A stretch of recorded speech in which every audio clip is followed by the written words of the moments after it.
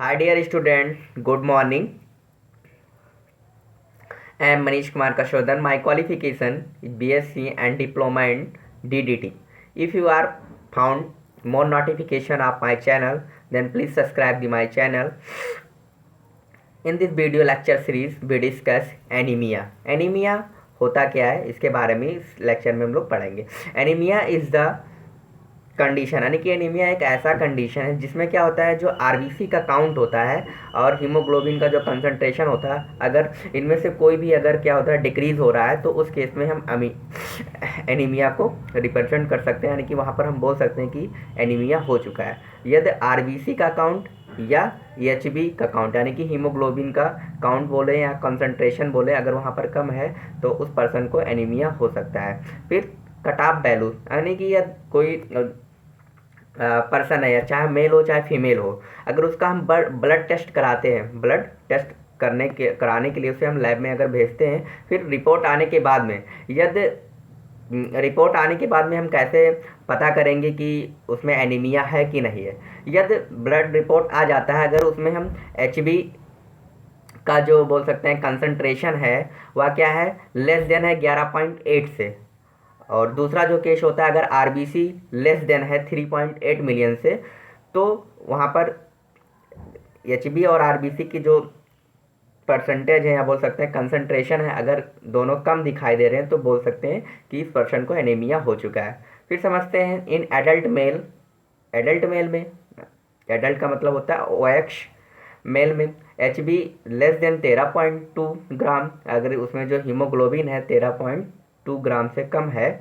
फिर और दूसरा जो केस है आरबीसी का, आरबीसी अगर क्या है 4.5 मिलियन से कम है, तो उसमें भी क्या हो सकता है, एनीमिया हो सकता है. अब समझते हैं classification of anaemia. Classification of anaemia, anaemia को फ्यू बेसिस पे क्लासिफाइड किया गया है. फर्स्ट इज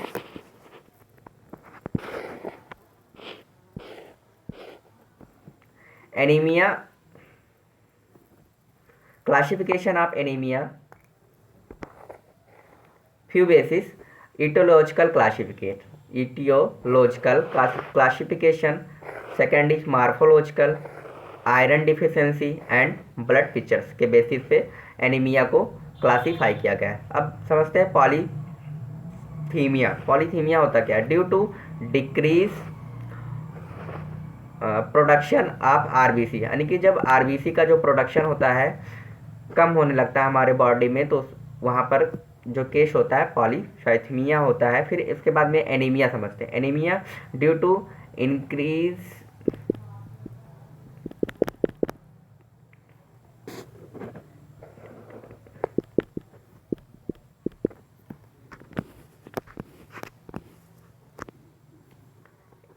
एनीमिया को कंटिन्यू करते हैं.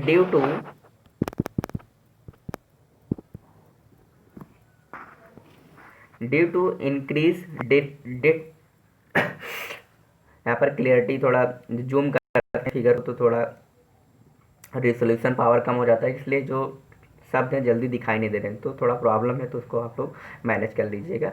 समझते हैं कि जो एनीमिया है, anaemia due to increase destruction of RBC, यानी कि जब हमारे बॉडी में आरबीसी का जो डिस्ट्रक्शन है, यानी कि डिस्ट्रक्शन का मतलब होता है विनाश होता है, अगर आरबीसी हमारे बॉडी में अधिक विनाश होने लगते हैं तो उस केस में क्या होता है, एनीमिया हो जाता है. फिर समझते हैं नेक्स्ट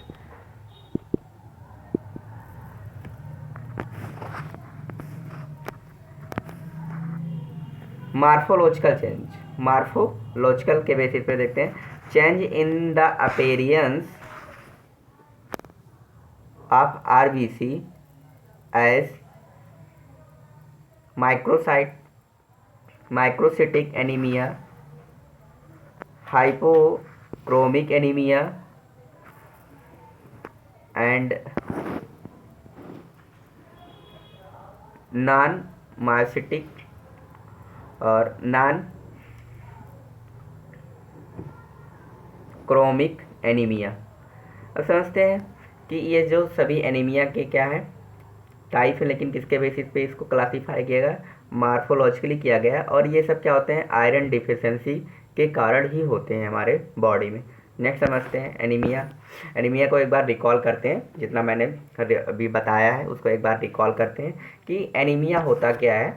एनीमिया के केस में क्या होता है, बोल सकते हैं, ऐसे भी बता सकते हैं कि एनीमिया एक कंडीशन है जिसमें क्या होता है, जो आरबीसी का काउंट होता है और हाँ हीमोग्लोबिन का जो कंसंट्रेशन होता है, इन दोनों में से अगर कोई भी अगर डिक्रीज हो जा रहा है हमारे बॉडी में, तो उस केस में हम एनीमिया बोलेंगे। तो ये पॉइंट्स हमेशा याद रखना है। या आरबीसी का काउंट अगर कम हो सकता है तब भी एनीमिया बोलेंगे। अगर एचबी का कंसंट्रेशन यानी कि हीमोग्लोबिन का जो सांद्रता है अगर वो कम हो जाए हमारे बॉडी में, तब भी बोलेंगे कि एनीमिया हो चुका है। फिर समझते हैं कि जैसे कोई मेल एडल्ट है और फीमेल एडल्ट है, मेल एडल्ट है और फीमेल एडल्ट है, मान लो उसको उसके सैंपल्स को निकाले, फिर उसको हम लैब में भेजें। लैब में भेजने के बाद में जो ब्लड का आता है मीज़रमेंट, उसमें अगर जो एच बी का कंसंट्रेशन मेल के केस में अगर 11.8 ग्राम से कम है, 11.8 ग्राम से कम है, और दूसरा केस जो आरबीसी अगर क्या 3.8 मिलियन से कम है, तो वहाँ पर क्या होगा, उस एडल्ट में एनीमिया हो चुका होगा। फिर समझते हैं इन एडल्ट मेल। अब एडल्ट मेल की बात करते हैं। जब मान लो उसके सैंपल्स को हमने लैब में भेजा, लैब में भेजने के बाद में जो उसका मेजरमेंट आता है ब्लड का, अगर वो एचबी का जो कंसंट्रेशन है 13.2 ग्राम से कम है और आरबीसी क्या है लेस देन है 4.5 मिलियन से, तो वहाँ पर भी क्या है, उस एडल्ट मेल में क्या है, एनीमिया हो चुका है। फिर समझते हैं क्लासिफिकेशन को। हमने पढ़ा क्लासिफिकेशन के कुछ बेसिस पे इसको क्लासीफाई किया गया है। Aetiological classification, morphological classification and iron deficiency and blood picture के बेसिस पे इसको क्लासीफाई किया गया। तो हमने समझा इटियोलॉजिकल में समझा पॉलीथीमिया, समझा ड्यू पॉलीथीमिया किसके कारण होता है, due to decrease production of RBC, यानी कि जब हमारे बॉडी में क्या होता है, आरबीसी का प्रोडक्शन क्या हो जाता है, कम हो जाता है, तो वहाँ पर क्या होता है, पॉलीथीमिया हो जाता है। फिर उसके बाद में समझते हैं एनीमिया। एनीमिया को तो आप हम लोगों ने समझा ही, आगे ही समझ चुके हैं, लेकिन यहाँ पर एक बार फिर से बता दे रहे हैं। एनीमिया में क्या होगा, जो आरबीसी का डिस्ट्रक्शन है हमारे बॉडी में क्या होता है, इंक्रीज हो जाता है, यानी कि आरबीसी के टूटने की दर हमारे बॉडी में क्या होती है, अधिक जब होने लगती है, तो उस केस में क्या होता है, एनीमिया हो जाता है। फिर मार्फोलॉजिकल मार्फोलॉजिकल में समझेंगे change in appearance of RBC. Morphological changes में क्या होता है, उसमें जो आरबीसी का अपेरियंस होता है वह क्या होता है, यानी कि आरबीसी की दिखाई देने वाली जो स्ट्रक्चर्स हैं उसमें क्या होता है, वेरिएशंस हो जाते हैं। फिर माइक्रोसिटिक एनीमिया, हाइपोक्रोमिक एनीमिया और मोनोसिटिक एनीमिया, नॉन क्रोमिक एनीमिया, ये सभी एनीमिया क्या होते हैं, आयरन डिफिशिएंसी के कारण ही होते हैं। फिर नेक्स्ट समझते हैं सेकंड स्लाइड पे,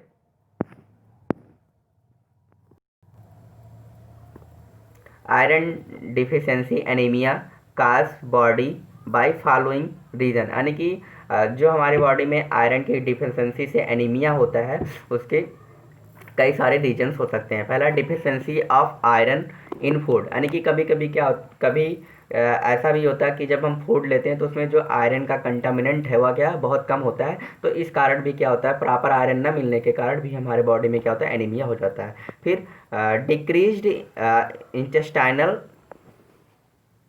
एब्जॉर्प्शन ऑफ आयरन, यानी कि कभी कभी क्या होता है, जो हमारा इंटेस्टाइन होता है वह क्या होता है, आयरन का एब्जॉर्प्शन कम कर देता है, जिससे हमारे बॉडी में क्या होता है, एनीमिया हो जाता है। तीसरा पॉइंट क्या है, excessive loss of iron from the body, यानी कि जब क्या होता है, कभी कभी हमारे बॉडी में एक्सेसिव अमाउंट में आयरन क्या होता है, रिमूव हो जाते हैं बॉडी से, तो वहाँ पर भी क्या होता है, एनीमिया हो सकता है। तो यानी कि जो आयरन डिफिशिएंसी एनीमिया है उसके होने के काजेस, यानी कि उसके कई सारे फैक्टर्स हैं या बोल सकते हैं रीजन है। पहला क्या है, हम जब जो भोजन लेते हैं उसमें अगर आयरन की कमी है तब भी हमें एनीमिया हो जाएगा। दूसरा, कभी कभी क्या होता है, इंटेस्टाइन जो होता है क्या होता है, आयरन का एब्जॉर्प्शन नहीं कर पाता अच्छे ढंग से, तब भी क्या होता है, हमारे बॉडी में एनीमिया हो जाता है, आयरन डिफिशिएंसी एनीमिया हो जाता है। फिर उसके बाद में एक्सेसिव लॉस ऑफ आयरन, यानी कि जब हमारे बॉडी से क्या होता है, अधिक मात्रा में आयरन लॉस हो जाता है, तभी वहाँ पर आयरन डिफिशिएंसी एनीमिया हो जाता है। फिर इसके बाद में समझते हैं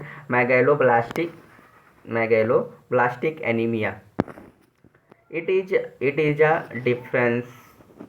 डिफिशिएंसी डिजीज, यानी कि जो मैगेलोब्लास्टिक एनीमिया है या एक क्या है, डिफिशियंसी डिजीज़ है, यानी कि इसमें भी डिफिशियंसी का मतलब होता है कमी, deficiency disease of our body, यानी कि मेगैलोब्लास्टिक एनीमिया क्या है, हमारी बॉडी की एक डिफिशियंसी डिजीज़ है। दिस डिजीज़ में be due to vitamin B12 and folic acid. और जो मेगैलोब्लास्टिक एनीमिया डिजीज़ है वह हमारे बॉडी में किसकी कमी से हो सकता है, विटामिन B12 और फोलिक एसिड की कमी से हो सकता है। फिर नेक्स्ट समझते हैं, their deficiency are seen in during erythropoiesis, और यह डिफिशियंसी हमें एंथ्रोपोइसिस के दौरान देखने को मिलता है। फिर नेक्स्ट समझते हैं, where the RBC are not divide, and जब क्या होता है RBC डिवाइड नहीं होता है, इंक्रीज इन दियर साइज, और ये क्या होता है अपने साइज में बढ़ जाते हैं, एंड फॉर्म मेगैलोब्लास्ट, और ये क्या बना देते हैं, मेगैलोब्लास्ट बना देते हैं। Megaloblastic anaemia is also known as precocious anaemia, precocious anaemia. तो megaloblastic anaemia is also known as precocious anaemia. Next समझते हैं,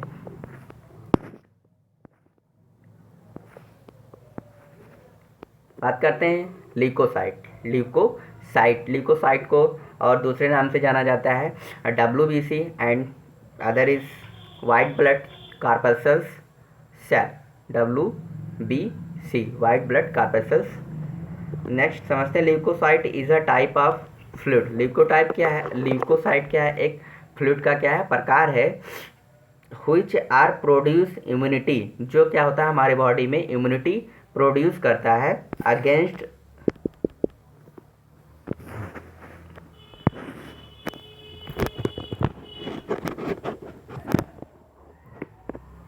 B continue leukocyte is also known as WBC और is full name white blood corpuscles. Leukocyte is the type of fluid. Leukocyte क्या है, एक fluid का प्रकार है, which are produce immunity, जो कि क्या होता है हमारे बॉडी में इम्यूनिटी उत्पन्न करता है अगेंस्ट एक्सटर्नल फैक्टर यानी कि बाह्य प्रतिघातों या बोल सकते हैं बाह्य कारकों के प्रति। अब समझते हैं, leucocyte are also known as soldier of body. अरे ल्यूकोसाइट को क्या कहते हैं, बॉडी का सैनिक बोलते हैं। बॉडी का सैनिक इसे क्यों बोलते हैं, why leucocyte is called soldier of body, because of they provide immunity in your body, so it is called soldier of body।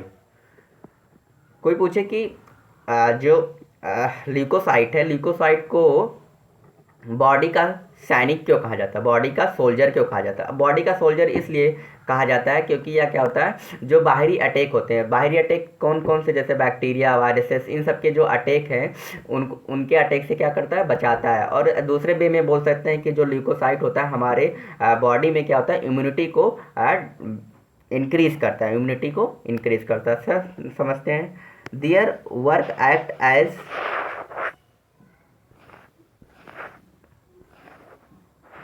Soldier in our body, और ये हमारे बॉडी में क्या है, सैनिक की तरह कार्य करते हैं। टर्म इनवैडिंग ऑर्गेनिज्म समझते हैं, इनवैडिंग ऑर्गेनिज्म का मतलब क्या होता है। इनवैडिंग ऑर्गेनिज्म का मतलब होता है, इनवैडिंग का मतलब होता है हमलावर, ऑर्गेनिज्म का मतलब होता है जीव। तो इनवैडिंग ऑर्गेनिज्म के अंतर्गत इंक्लूड किए जाते हैं बैक्टीरिया, वायरसेस, etc। नेक्स्ट समझते हैं, generally leucocyte differ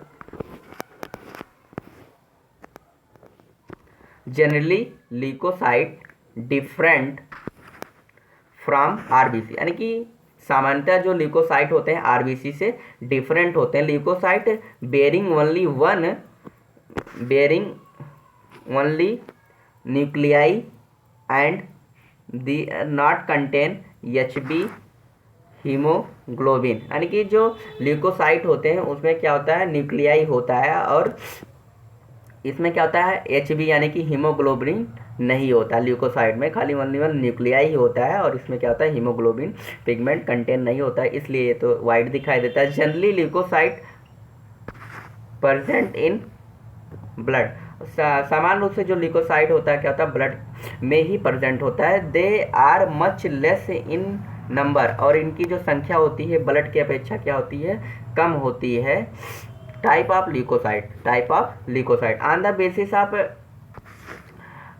morphology this में बी टू टाइप, यानी कि इनकी मार्फोलॉजी के बेसिस पे अगर देखा जाए, मार्फोलॉजी का मतलब होता है किसी भी ऑर्गेनिज्म को ऊपर से देख के बता देना, मार्फोलॉजी बोलते हैं, यानी कि जिसको बोलते हैं औतिकी बोलते हैं। अब मार्फोलॉजी के बेसिस पे ल्यूकोसाइट को दो जगह बांटा गया है। ग्रेनुलोसाइट का मतलब यानी कि ऐसे ल्यूकोसाइट जिसपे क्या होंगे, छोटे छोटे ग्रेन्स होंगे, उससे बोलेंगे ग्रेनुलोल्यूकोसाइट। और ये ग्रेनुलोल्यूकोसाइट को बोलते हैं, ये का मतलब एब्सेंट, ग्रेनुलो का मतलब ग्रेनुल, यानी कि जहाँ पर क्या होंगे ग्रेन्यूल क्या होंगे, एब्सेंट होंगे, उसे बोलेंगे ये ग्रेनुलोसाइट। यहाँ पर इसके नाम से ही पता चल रहा है, ये का मतलब यहाँ पर हम कोरिलेट कर सकते हैं ये को, ये फॉर एब्सेंट एंड ग्रेनुलो मीन्स होता है ग्रेन, यानी कि जहाँ पर क्या होते हैं ग्रेन एब्सेंट होते हैं उसके लिए जो टर्म लगाया जाता है ये ग्रेनुलो लगाया जाता है। नेक्स्ट समझते हैं अगले स्लाइड पे।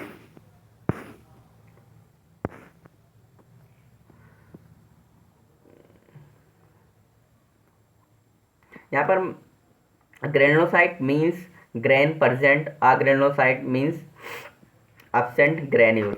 अब समझते हैं एग्जाम्पल, यानी कि जो ये ग्रेनुलोसाइट के एग्जाम्पल्स हैं वह है लिम्फोसाइट और मोनोसाइट। अब ग्रेनुलोसाइट के जो एग्जाम्पल हैं वह क्या है, न्यूट्रोफिल, इशनोफिल और बैसोफिल। यानी कि न्यूट्रोफिल, इशनोफिल और बैसोफिल अगर देखा जाए इनकी स्ट्रक्चर्स को, तो इसमें क्या होता है ग्रेन प्रेजेंट होता है, यानी कि छोटे छोटे कण टाइप के स्ट्रक्चर प्रेजेंट होते हैं न्यूट्रोफिल, इशनोफिल और बैसोफिल में। Formation of WBC in our body. अब ये समझते हैं कि जो हमारी बॉडी है, हमारी बॉडी में WBC कैसे बनते हैं। इन इंट्रा यूटेराइन लाइफ का मतलब, इंट्रा का मतलब होता है इनर, यूटेराइन का मतलब यूटेरस, यानी कि जब क्या होता है बच्चा क्या होता है पेट के अंदर होता है। WBC डेवलप्ड फ्रॉम मीजोडर्म, तब क्या होता है जो WBC होता है उस बच्चे में क्या होता है मीजोडर्म से डेवलप होता है। एंड अब मीजोडर्म क्या होता है, मीजोडर्म का मतलब होता है मिडिल, मीजो का मतलब होता है मिडिल एंड लियर का ड्रम का मतलब होता है लेयर। फिर समझते हैं नेक्स्ट, यानी कि जब ये, अब यहाँ पर ये हमें याद रखना है कि जो बच्चे होते हैं जब यूट्राइन स्टेज में होते हैं तो उनमें आरबीसी कहाँ से बनता है, आरबीसी कहाँ पर किस तरीके से बनता है, तो वहाँ पर बताएंगे मीजोडर्म सेल से क्या होता है आरबीसी उसमें बनता है। माइग्रेट इनटू ब्लड वेसल्स, और यह क्या होता है आरबीसी स्थानांतरित हो जाते हैं या स्थानांतरण हो जाता है। माइग्रेट का मतलब होता है स्थान परिवर्तन, क्या होता है स्थान परिवर्तन इनटू ब्लड। फिर यह क्या होता है आरबीसी ब्लड वेसल्स में माइग्रेट हो जाते हैं। इन केस पोस्टेनल लाइफ, यानी कि इन केस पोस्टेनल लाइफ। अब पोस्टेनल लाइफ का मतलब क्या होता है आफ्टर बर्थ, यानी कि जब क्या होता है बर्थ हो जाता है, बर्थ के बाद में जो आरबीसी, बर्थ के बाद में the granulocyte and monocyte develop from red bone marrow, यानी कि जो granulocyte monocyte develop, granulocyte monocyte का जो विकास होता है रेड बोन मैरो से होता है। while the WBC is found by lymphoid tissue, जबकि जो WBC होता है क्या होता है लिम्फॉइड टिश्यू से बनता है। नेक्स्ट समझते हैं and lesser extend from red bone marrow, और ये क्या होता है बोन मैरो में क्या होता है कम फैला होता है, या इसकी संख्या बोल सकते हैं जो लिम्फॉइड टिश्यू से जो लिम्फ बनते हैं वो उसकी जो संख्या होती है बोन मैरो में कम होती है। एक्सटेंड का मतलब होता है फैलाव, लेसर का मतलब होता है कम। नेक्स्ट समझते हैं अगले स्लाइड पे।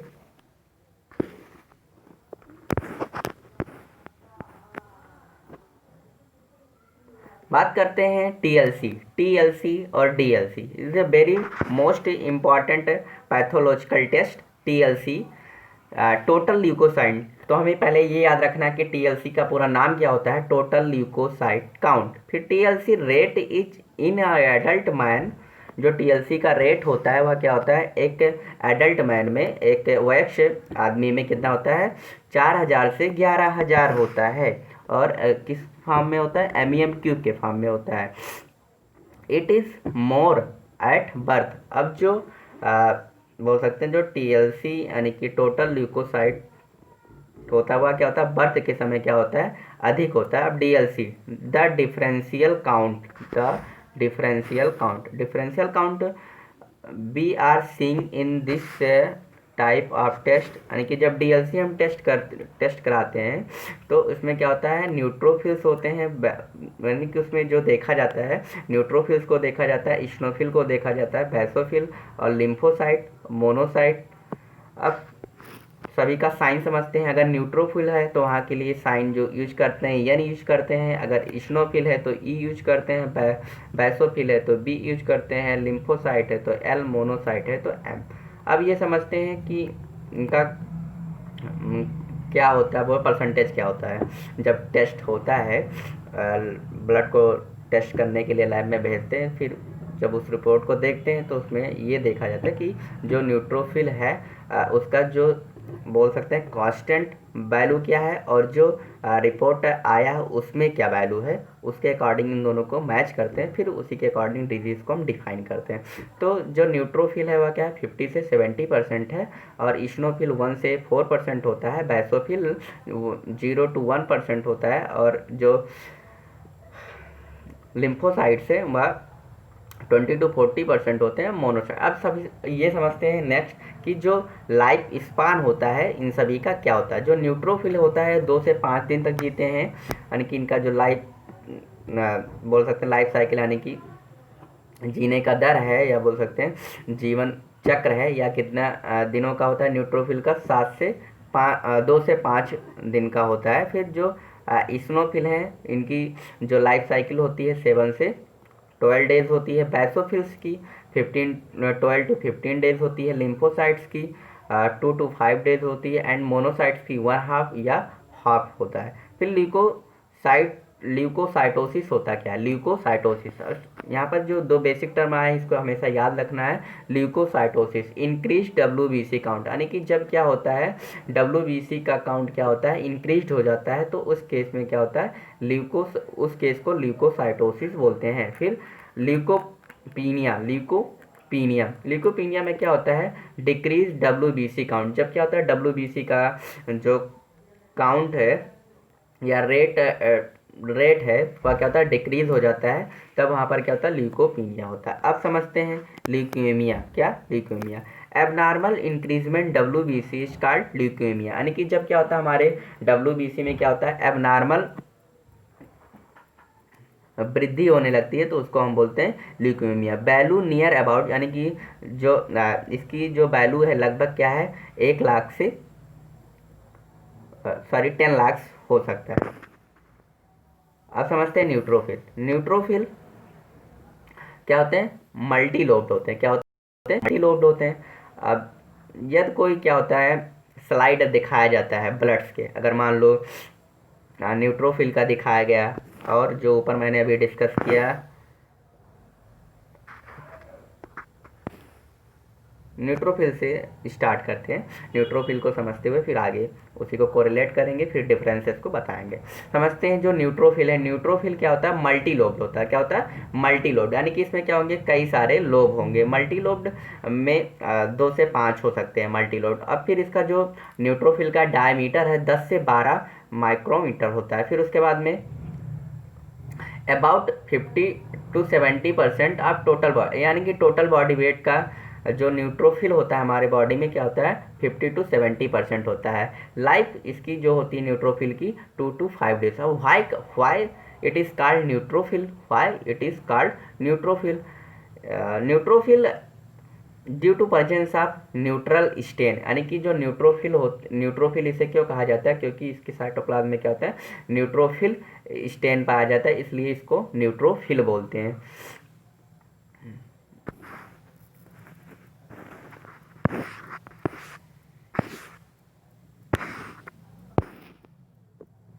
बात करते हैं function of neutrophil, they provide defence against bacterial infection, या क्या होते हैं, बैक्टीरियल इन्फेक्शन के प्रति क्या होते हैं, अगेंस्ट का मतलब होता है प्रति, क्या होते हैं, सुरक्षा करते हैं हमारे बॉडी को, बैक्टीरिया का इन्फेक्शन ना हो उसके प्रति क्या करते हैं, जो न्यूट्रोफिल होते हैं वो हमारे बॉडी में सुरक्षा प्रदान करते हैं। फिर इशनोफिल, इशनोफिल भी क्या होता है, इसकी जो लाइफ होती है क्या होती है 7 से 12 दिन होती है, और इसका जो तो यानी कि बॉडी वेट के अगर परसेंटेज के अकॉर्डिंग देखा जाए तो क्या होता है 1 to 4% होता है।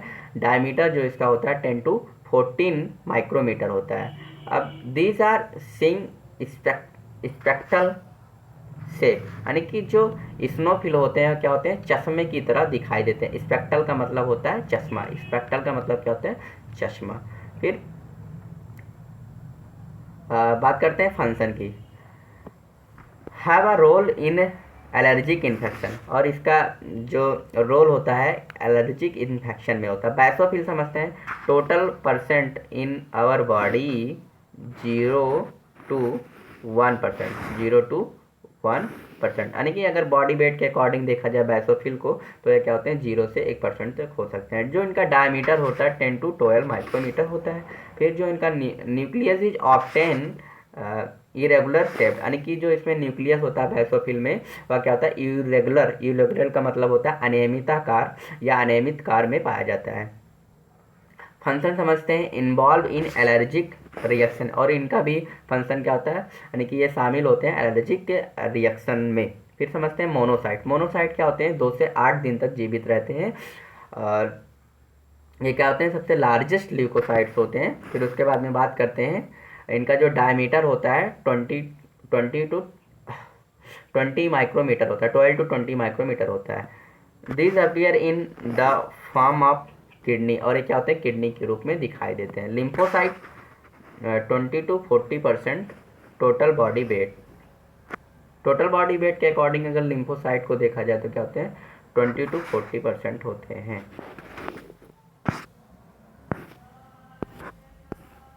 अब बात करते हैं immunity. Immunity term is refer to the resistance, यानी कि जो इम्यूनिटी टर्म है ना वह प्रदान करता है रेजिस्टेंस को। रेजिस्टेंस का मतलब होता है जो बॉडी में सुरक्षा होता है उसको बोलते हैं resistance. Resistant exhibited by the host towards injury caused by microorganism। Immunity को ऐसे सिंपली हम डिफाइन कर सकते हैं, यानी कि जो हमारी बॉडी में कोई भी अगर एक्सटर्नल फैक्टर या इनवाइडिंग ऑर्गेनिज्म अटैक करता है तो उसके अटैक से दौरान जो हमारी बॉडी में इम्यून सिस्टम है उसको क्या करता है, पहले रोकता है। क्या रोकता है, यानी कि जिसकी इम्यूनिटी क्या होता है सबसे ज़्यादा स्ट्रांग होता है उसे जो डिजीज़ होते हैं बहुत कम होते हैं, और जिसकी इम्यूनिटी क्या होती है वीक होती है उसमें क्या होते हैं जो डिजीज़ होते हैं अधिक होने के चांसेस होते हैं। फिर इसके बाद में समझते हैं कि जो इम्यूनिटी होता है 2 टाइप का होता है। इम्यूनिटी 2 टाइप का होता है, एक होता है इनिटेट इम्यूनिटी होता है, एक एक्वायर्ड इम्यूनिटी होता है। अब इनिटेट इम्यूनिटी क्या होता है, यानी कि इनिटेट इम्यूनिटी क्या होता है खाली बर्थ के समय ही प्रेजेंट होता है, और जो एक्वायर्ड इम्यूनिटी होता है क्या होता है बर्थ के बाद भी प्रेजेंट होता है। This immunity is require obtain the birth for survival life. फिर उसके बाद में समझते हैं thrombocytes or platelet. Thank you for listening my lecture.